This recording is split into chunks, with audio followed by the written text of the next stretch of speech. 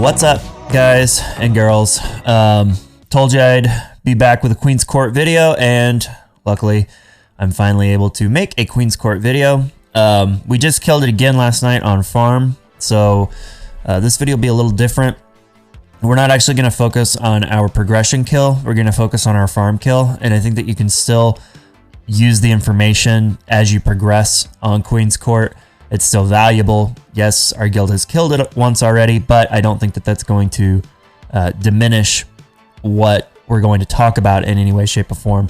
And we'll actually show that in the logs that this fight is going to be a tale of two logs.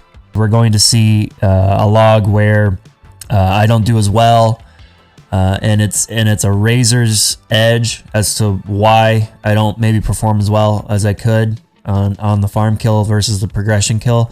Mainly, it's all going to come down to cooldown alignment and just moving one thing to like literally seconds earlier makes a huge difference in how this fight's going to turn out for your guild from a damage perspective.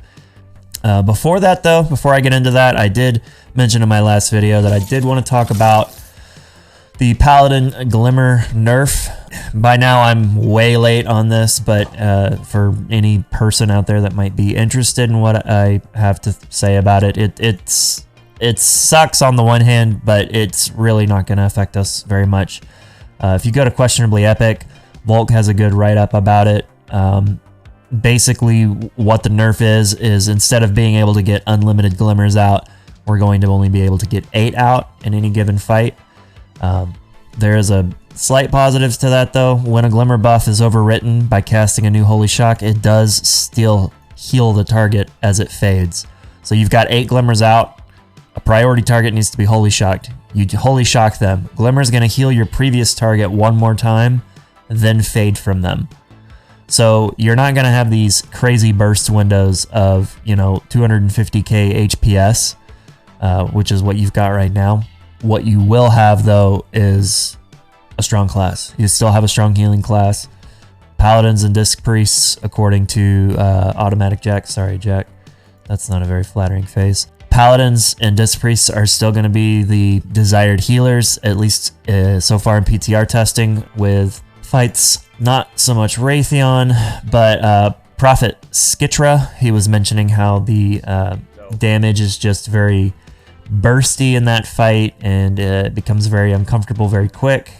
You can see their group taking massive spikes of damage, and the reason they're taking spikes of damage is because these ads spawn that need to be DPS'd, but you also need to heal. There's 2 classes that are really good at that. There's Paladins or Disc Priests. We don't yet know what the meta is. I think that's gonna evolve as the tier evolves, but the metas even matter. They don't even matter if you're in a progression guild like my guild is, which is a 2-night-a-week rating guild. Any comp is still viable. Holy Paladin is still viable.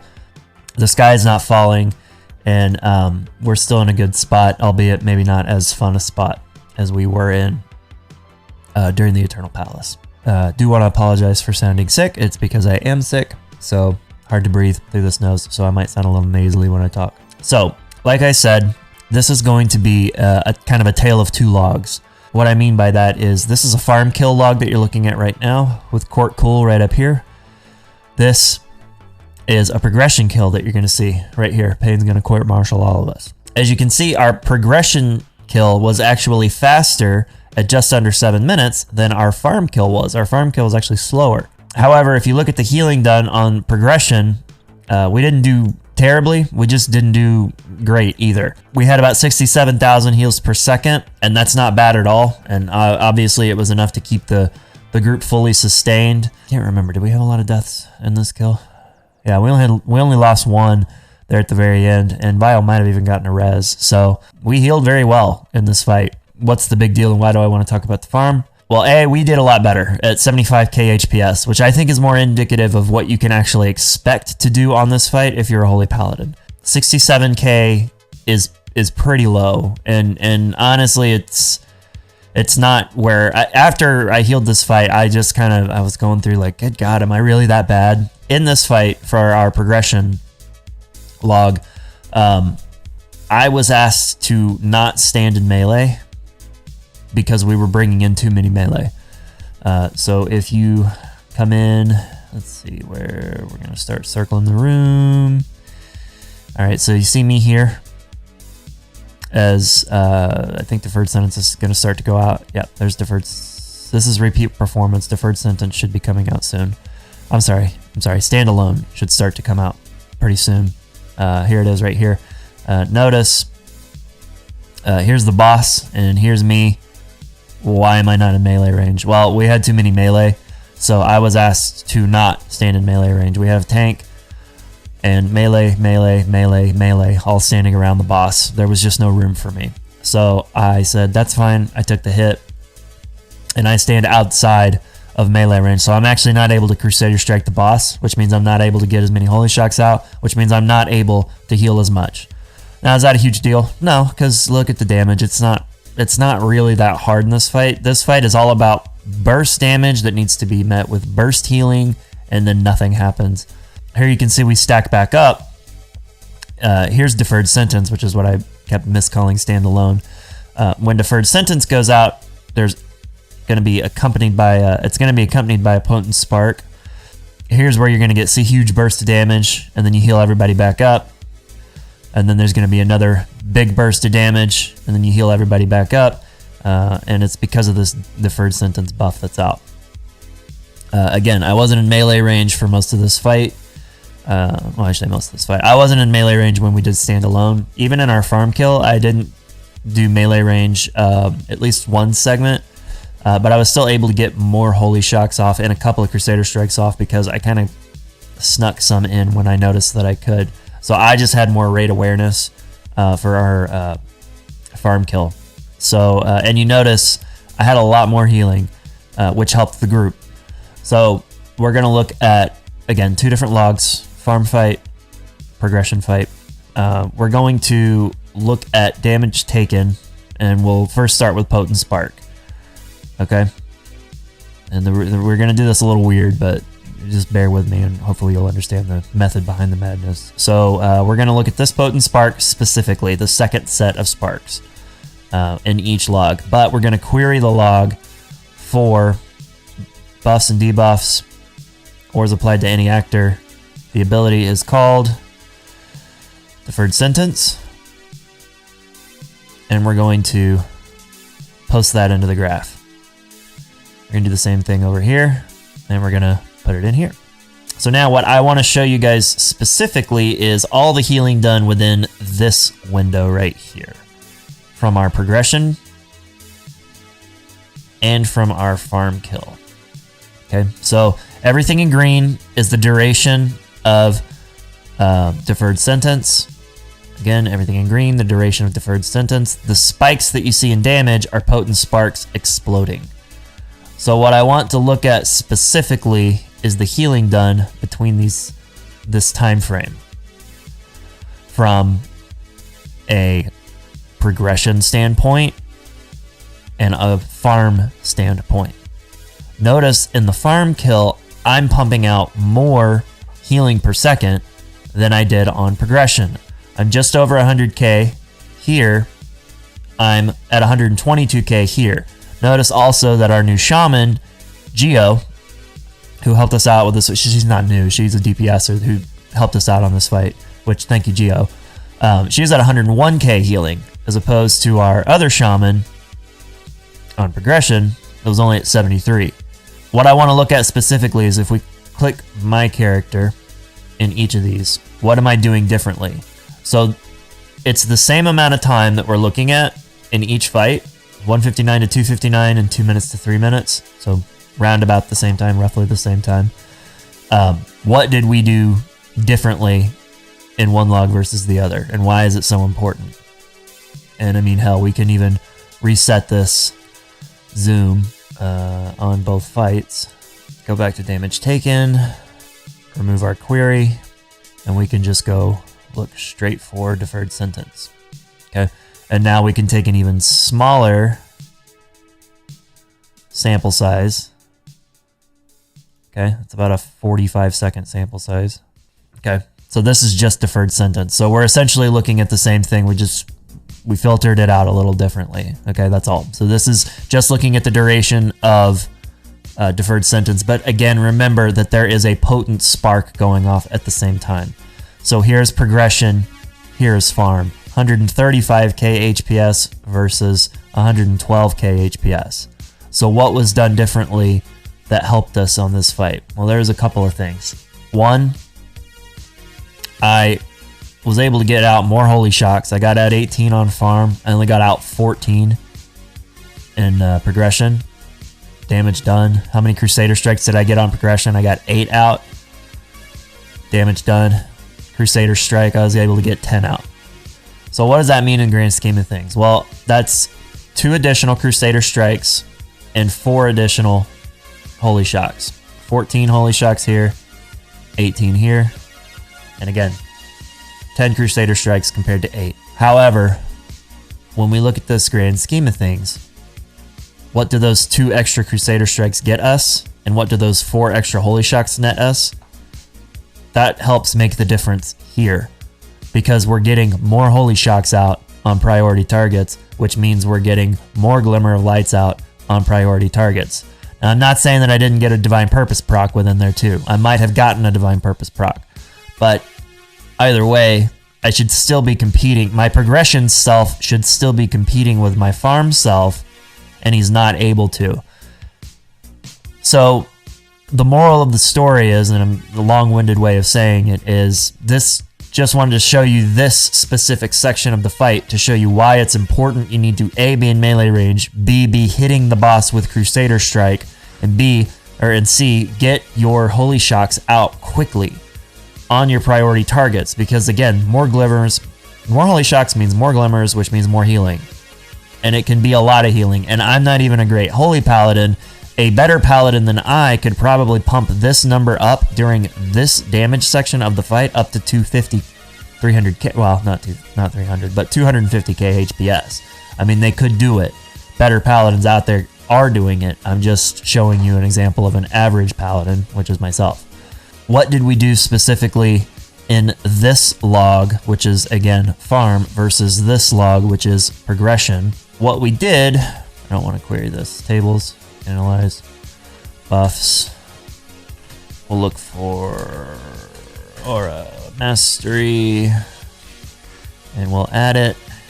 We can do this a different way. Healing, Geo, and Spirit Link healing.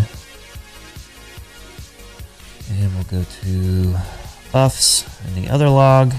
Look for Aura Mastery. We'll go up to Tesla. We'll look for Spirit Link. And we'll add this. Okay, so I've got 2 different buffs shown up in the logs, right? We've got Spirit Link Totem here, Aura Mastery in here. Notice this is progression. How many times did I cast Aura Mastery? Once. Boo, Josh, boo. How many times did I cast it on farm? I cast it twice. This really helps when you actually use your cooldowns. So what are we doing? What did we move around that helps so much? Notice that Aura Mastery and Spirit Link here don't really have a lot of overlap. And here you see a Spirit Link and then immediately an Aura Mastery as well. And let me just make sure I added the right Spirit Link here. It's going to be kind of hard to see because I don't know why Geo's is showing up as shorter duration than Tesla, and I don't know why it's showing that way in the log, so I apologize. Either way, let's look at deferred sentence. Okay, so in this log, we can see deferred sentence going out. We can see Tesla. This is inaccurate, and I don't know why it's showing this way. It's implying that Spirit Link lasted the entirety of deferred sentence, and that's not true. It would be more spiky like this, like boom, there's your Spirit Link totem. But essentially what ended up happening here is Tesla would Spirit Link totem right here. Let me reset the zoom here. Would Spirit Link totem right at the apex of when when Potent Spark would come out. So maybe right around in here somewhere is where Spirit Link would drop. And notice my Aura Mastery wouldn't go out until either right after or just before the next potent spark was supposed to be destroyed. So I would basically time Aura Mastery to be in conjunction with when the spark would go off instead of when are we taking the most damage. Well, we're taking the most damage when we've got the deferred sentence buff up and people need to move. There's a lot going on because you need to move with a debuff, which is going to release damage onto your character, and at the same time a potent spark is going to go out. So what did we adjust in this log? And again, forgive me, I'm not sure why this log is looking different than this log, but either way, what would happen is Geo would cast her Spirit Link right around the time, where's the potent spark at? So you can see her Spirit Link goes out a lot quicker, right before the potent spark 1 is supposed to detonate. So we're essentially stacking as a group in this section of the fight right here, getting ready for deferred sentence. So deferred sentence is starting to ramp. Potent spark's going to go off. By the time potent spark is going to hit its apex of damage, that's when I would cast my Aura Mastery. So my Aura Mastery would be used right after the Spirit Link. We can just put this in the graph so you can actually see it. So here's the Spirit Link totem right here. There's a small delay between when her Spirit Link fades and my Devotion Aura is up, and then right before that first spark goes off, boom, that's when Aura Mastery is going to be covering us, or at least that was the intent. When we switched to doing the fight this specific way, we noticed we stopped losing people. Everybody would live. We kind of realized that the spark damage in reality is kind of inconsequential when you compared it to deferred sentence. Everybody needs that initial burst healing because they're taking burst damage right at the start. And then you can spend the rest of the debuff slash potent spark existence to kind of suss out damage smoothing. So those were the biggest things that we changed, obviously, other than me casting Devotion Aura twice like I should have. You can see there's a Spirit Link right here. The reason there's a Spirit Link right here, you can see that the Spirit Link right here, it kind of covers the tail end of this deferred sentence. This deferred sentence, however, is not as deadly because this happens before a potent spark set. So again, we're getting Spirit Link back after she uses it here. She gets it right for the tail end of this deferred sentence, which is a nice cooldown for us to have so that we can get the group back up. Then potent sparks are going to come back out. Well, by that time I've got Devotion Aura ready. Spark 1 about to go off, boom, Aura Mastery is going to cover all the damage. So in moving the cooldowns here, it helped us because on farm we didn't do that. You can see that that Spirit Link wasn't able to be used on the second deferred sentence. It ended up covering a potent spark, but we didn't really need spark damage covered here. Well, because, and especially because the debuff set that is out during this potent spark is Obey or Suffer, which is a debuff that will prevent incoming healing. Well, okay, so all of our health is going to be pulled together. We're going to take big bursts of damage. None of us can be healed. So yes, Link helps save and stabilize the group from a health perspective wise, but we can't actually do any effective healing. So I think it worked out a lot better for us because Aura Mastery can be used to cover this subset right here, and we're just got a damage reduction on us while the debuff is ticking. So that was a really, really long-winded way of explaining something. Let's jump into the fight. This is fun when this happens, right? We're having fun now.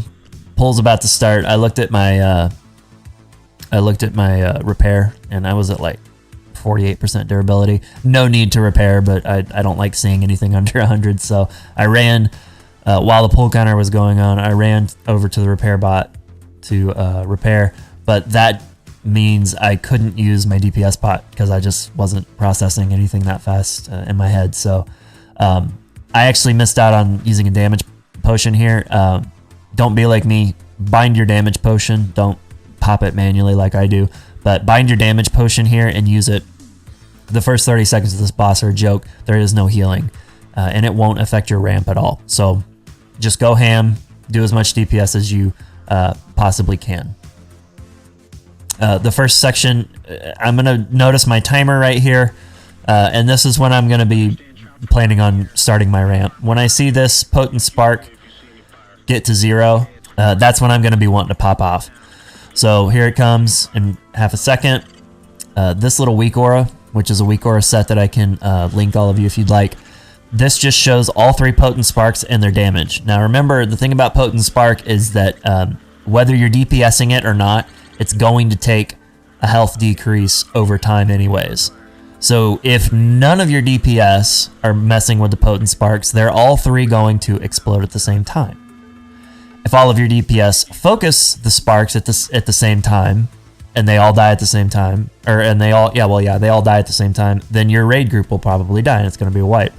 So as you're used to probably by now from doing it from Heroic, all you have to do is stagger these. So you kill 1 spark very quickly, you kind of passively cleave down the 2nd spark, and you do not touch the 3rd spark. That's what this WeakAuras shows. It just shows their health percentage. It does a little ding for me, so I know to hear for it, as you can see, and it marks them too. So you can see that spark's going down really quickly.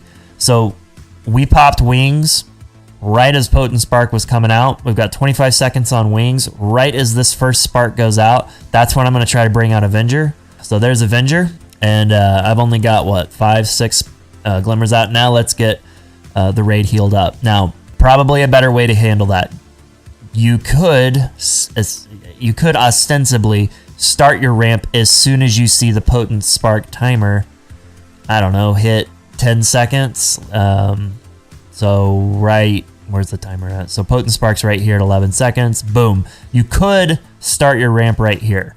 I was starting my ramp right at that moment when we were doing progression, but I found for me that kind of was a lot of wasted overhealing, because I'm getting all these glimmers out in anticipation for the spark blowing up, but the spark blowing up's entirely dependent on your DPS. And what I found with my group is that they don't even really hard focus the spark anymore. I mean, honestly, it's blowing up, but this is all basically just cleave at this point. I don't think anybody hard targets it.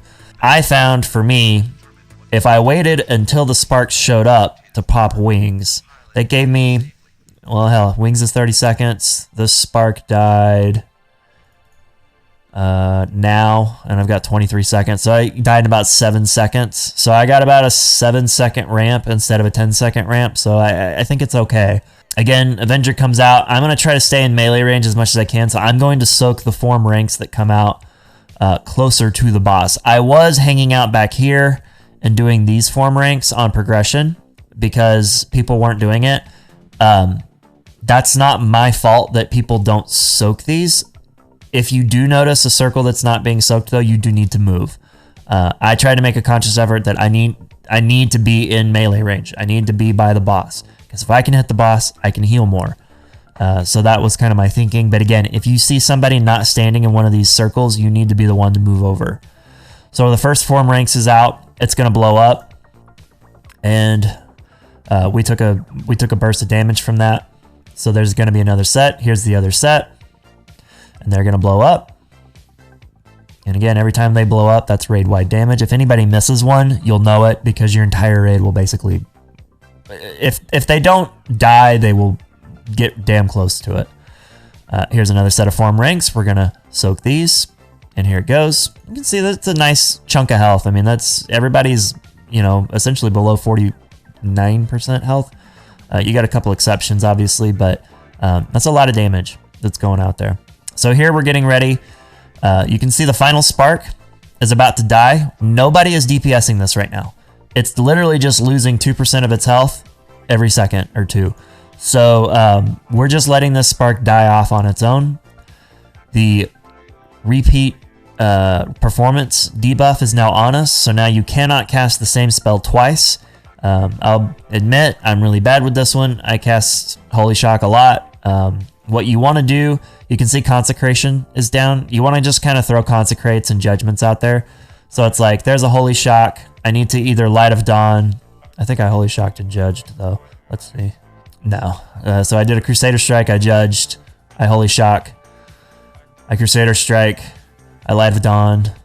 I had a Light of Dawn proc, so I used it again. That's why I get silenced here. I don't need to do that. I should have used the Holy Shock first because it was off cooldown, and then Light of Dawn proc. So there's the Holy Shock. I used Holy Shock again. That's bad. I'm going to judge. Light of Dawn. Do a single target cast. I'm doing this just to fulfill the repeat performance debuff.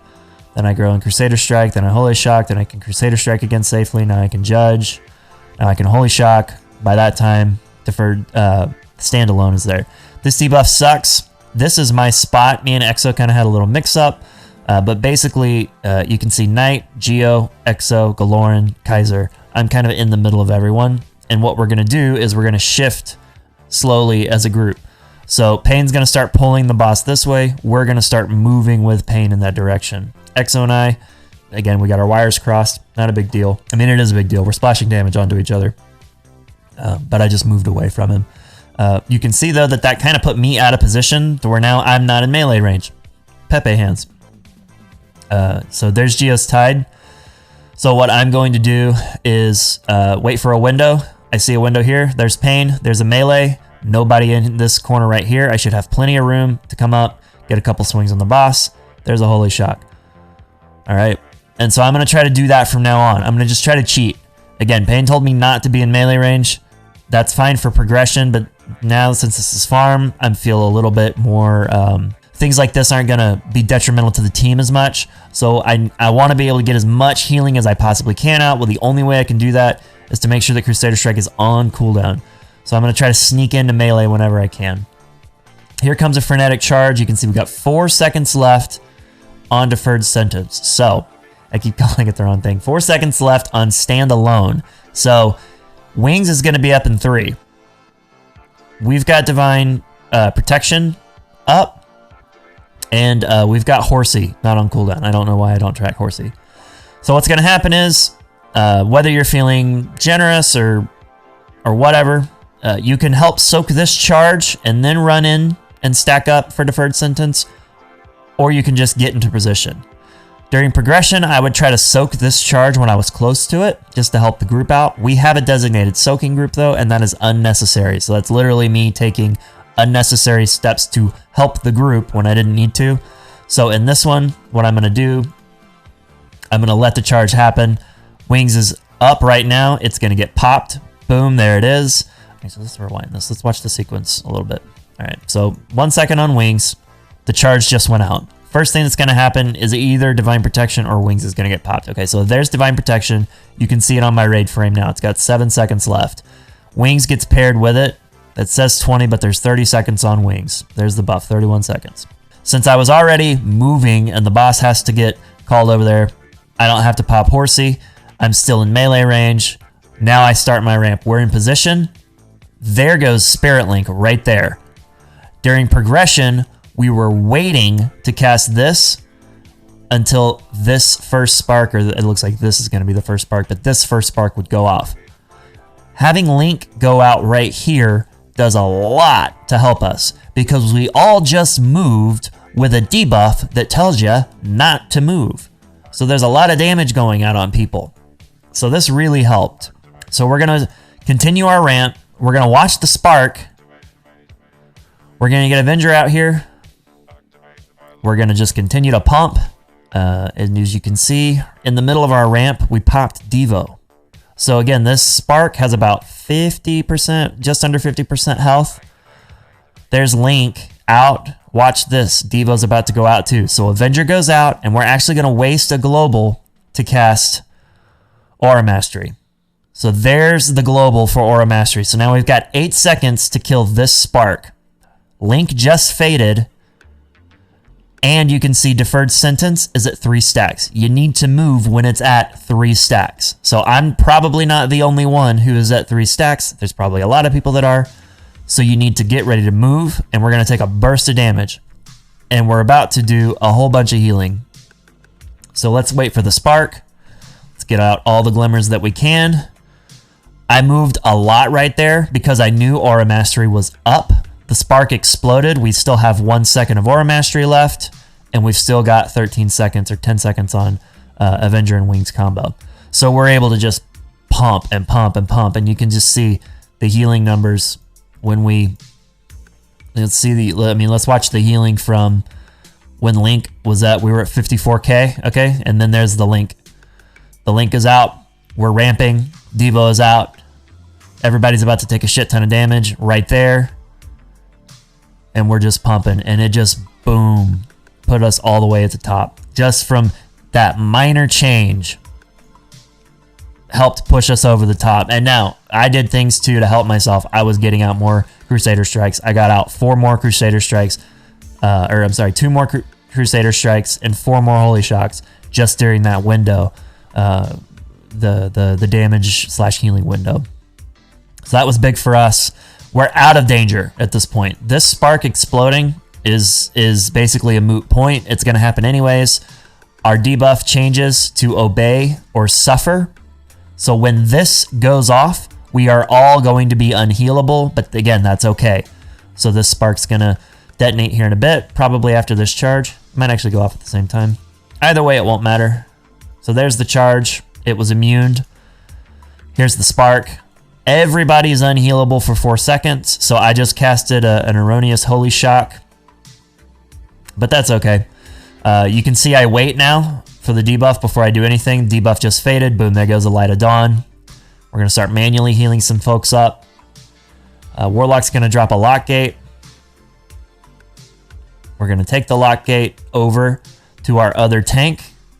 And we're going to at least, I know she's unhealable, but we're going to go ahead and start pre-casting on her right now, just so we can get her back up. So I realize I healed her when she couldn't effectively be healed, but doing anything to keep her alive at that point, because that part is honestly, it's pretty touch and go. The rest of the fight is the exact same. This is the most scripted fight in this instance. Everything is going to repeat.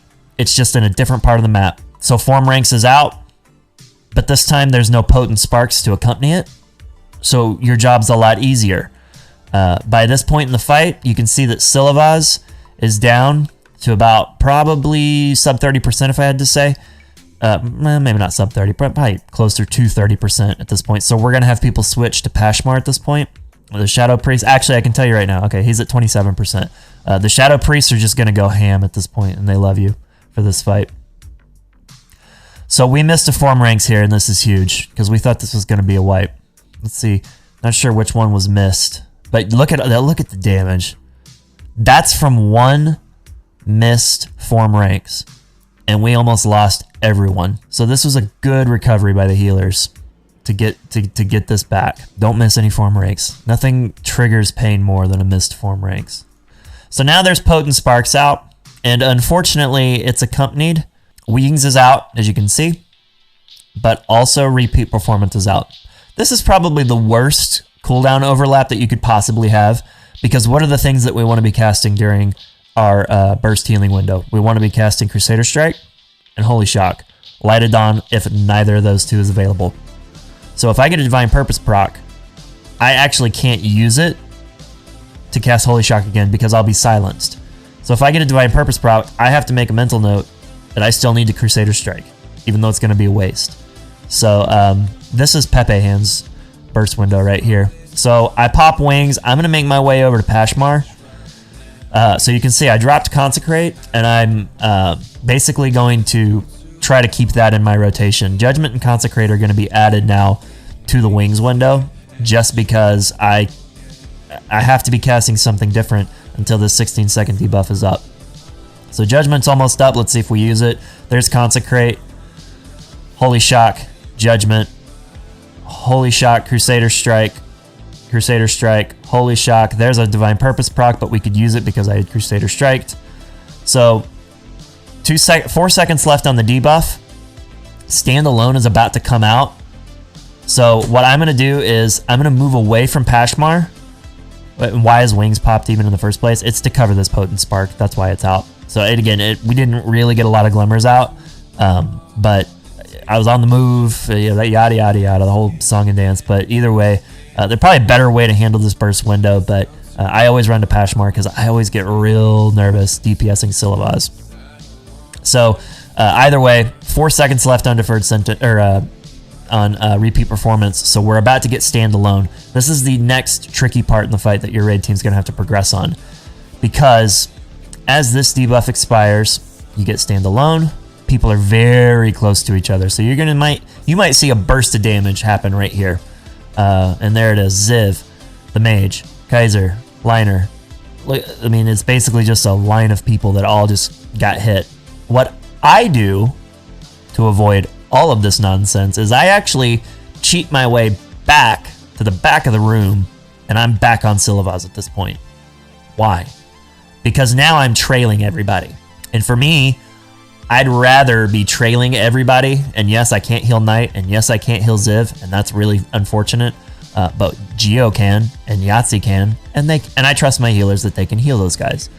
I come back here for my own personal protection, because I know that I'll screw up if people are here. Plus, most of the melee at this point are on Pashmar anyways. That means that nobody's on Silivaz, so I can freely DPS this boss, and just have to worry about pain.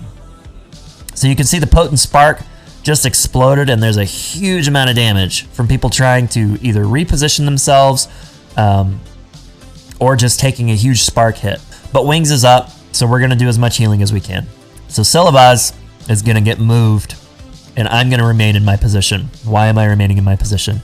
Because there's a Zealous Eruption coming out, and it's going to overlap with Standalone.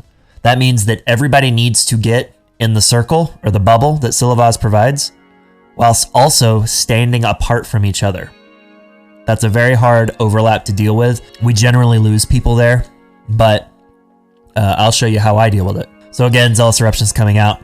My position that I'm going to try to make a note of is to be right behind the boss and on the edge of the bubble. So here it comes in 1 second. I try to get into position. You can see Kaiser getting into position, Yahtzee getting into position, this person getting into the position. Here it comes. There's the bubble. Again, we still have Standalone for 3 seconds. So, gotta make sure that everybody's in here whilst also not being too close to each other. This is probably the best position that I could do. I'm away from everybody. I'm on the outside. Yahtzee's got plenty of room. Someone could even sneak in between Yahtzee and I right here if they had to. Try to make mental notes of your spacing. Don't be too close to people. Now, how do I deal with this? Cacao. Just use the bubble. Don't chance it. So since I've got bubble out, I no longer have to care about anything. I'm going to wait for the Zealous Eruption to go off. I'm going to pop Divine Protection. So notice that bubble is no longer on me. It just faded, but watch Divine Protection. Immediately gets popped. Why does it immediately get popped? Because everybody's about to get hit with Deferred Sentence. I didn't get hit with Deferred Sentence because I was bubbled. So that's why I kind of preemptively popped it. But as you can see, I didn't get affected with the debuff. So kind of a little cheat there. But right now, just trust me, everybody in the raid's affected by a Deferred Sentence since they have to move. But if you bubble right there, and you have to bubble right there, you can't bubble earlier, it won't work. But essentially, as Standalone fades, I've already got bubble out. Deferred Sentence, as you can see, went out. So everybody's going to have to start moving. But since I've got bubble, I didn't get hit with the debuff. So again, a little cheese mechanic right there. Divine Protection, again, I was used to having to move at this point, needing Divine Protection, but we didn't have the debuff, so we're good. But here, this Deferred Sentence still hurts a lot. People still have to move. The good thing, though, is that this damage, honestly, while it looks very bursty, this is just damage smoothing at this point. Because we don't get the next Potent Spark for another 23 seconds. So we've got 23 seconds to deal with just smoothing this damage out. And again, as I showed you in the log, what's going to end up happening is that Geo's going to drop Spirit Link towards the end of this debuff to help smooth that damage out. So I get Fanatical Verdict. I'm going to run out of the group as best I can. We should see a Spirit Link come out here pretty soon. There's the Spirit Link. You can see Potent Spark is on its way. Devotion Aura will be up in 5 seconds. So we've got Link to try and help smooth this damage. Very important that we get the tanks healed up, but they can't be healed right now, so we got to keep an eye on them. She gets really low, and we're able to flash heal her back up. potent sparks are out. I can pop wings now and start to ramp. Everybody needs to leave the violent outburst. I'm going to keep my eye on this spark. There's the devotion aura. 31% on the spark, so I just need the DPS to kill it within 4 seconds. They will. Oh, we just missed it. That sucks. I thought we had just made the timing, but we actually just didn't. So maybe hold on to your devotion aura. Let's see. Probably hold your Devo until the spark's at around 20%. Yeah, I'd say 20% or lower. Then you'll guarantee not hit your group with the debuff. Or I'm sorry, you'll hit your group with Aura Mastery while the debuff explodes. So again, we just missed it in this window. You can see 1 second left, 4% here. There goes Devotion Aura. It's fading. 0.4 seconds, it's going to fade away from us. And there is the hit. So we no longer are under the effects of Aura Mastery. Luckily, we've got wings up. But unluckily for us, it's during Obey or Suffer. So everybody just took a big hit of damage. That's what Aura Mastery is supposed to cover. Again, we missed it by just that much. Everybody's going to get hit for the maximum amount, and they can't be healed. And there's a form ranks that went out. So we've got to wait. We've got to hold our healing. Now we can start getting people healed back up. We're going to soak these form ranks. Again, if you see somebody, somebody noticed nobody was here, so they adjusted, they moved. That's good. Healing's starting to feel a little more intense, but trust me, the worst part of the fight is that first deferred sentence overlap. Again, everybody really low, myself included. Now we've got repeat performance, so we have to make a mental note of not to cast too many holy shocks or anything like that. I'm actually, during this repeat performance, gonna just be real over it. And we've got Fanatical Verdict coming in. Or I'm sorry, not Fanatical Verdict. We've got Zealous Eruption coming in. So because it's repeat performance, and because we're in a Zealous Eruption bubble, there it is, I decide I'm just gonna drink here. Now notice I was at 77k heals per second when I decided to start drinking. I probably could have made it the rest of the fight without drinking, but I didn't want to chance it in the event that we needed healing. Also rip this vision proc right when I started drinking. Double vision proc right when I started drinking. Put F's in the chat for me, please. But there's no damage right there, and it's a good time to drink if you need to. I obviously needed to. I was low on mana. We're gonna lose Yahtzee here for some reason. Oh, we're gonna lose Yahtzee because Standalone came out. So here comes Standalone. We lose Yachts. We don't have a battle res, but both bosses are pretty low, so we're not gonna worry about it too much. We're just gonna keep pushing. Wings is gonna be up for this Spark set, so that should be able to cover any gaps that we might have had. In fact, what we're going to do is not even worry about the potent sparks at this point. I think people started switching to them instinctively, and Pain makes the call here. Just ignore sparks and kill boss. So you can see Pashmar dies, and everybody needs to focus on Syllabus. You can barely see her health percentage up here because my raid frames are kind of weird, but she does die. So Pashmar starts casting Desperate Measures. If she's not dead within, like, I think 10 or 15 seconds of him hitting 1 or 2 or 0 health, that is a concern you're going to have because Desperate Measures will heal him back up to 15%, and I think it'll heal her as well. So just make sure you kill her before that cast is complete. We can see that we do that handily, and that's the fight. Healed it much better and more effectively than we did on progression, I think.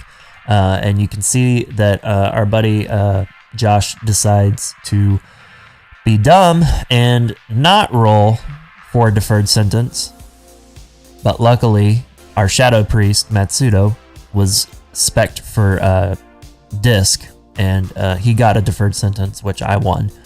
So thanks Matsudo for covering for my mistake. Anyways, guys, that's the fight. Hope this video helps you guys progress even further into the Eternal Palace. Up next is Zakul for our group. We had some pretty promising attempts onto Zakul. Not gonna lie, we got a little optimistic there. We actually met the first damage check from the first Psychotic Split, and got the boss down to, I think, 29 or 27%.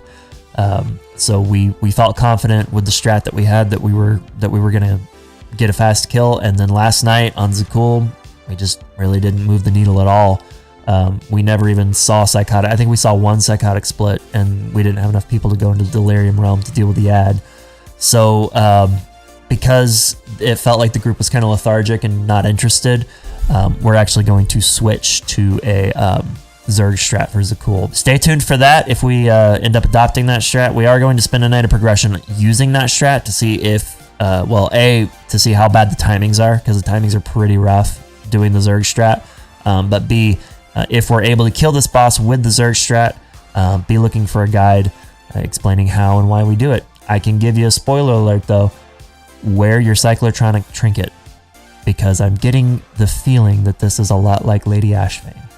Either way, thanks guys for watching. I appreciate anybody who watches the channel and enjoys it. I do this, you know, for fun as a hobby, so hope you guys enjoy it and have a good weekend. We'll talk to you guys later.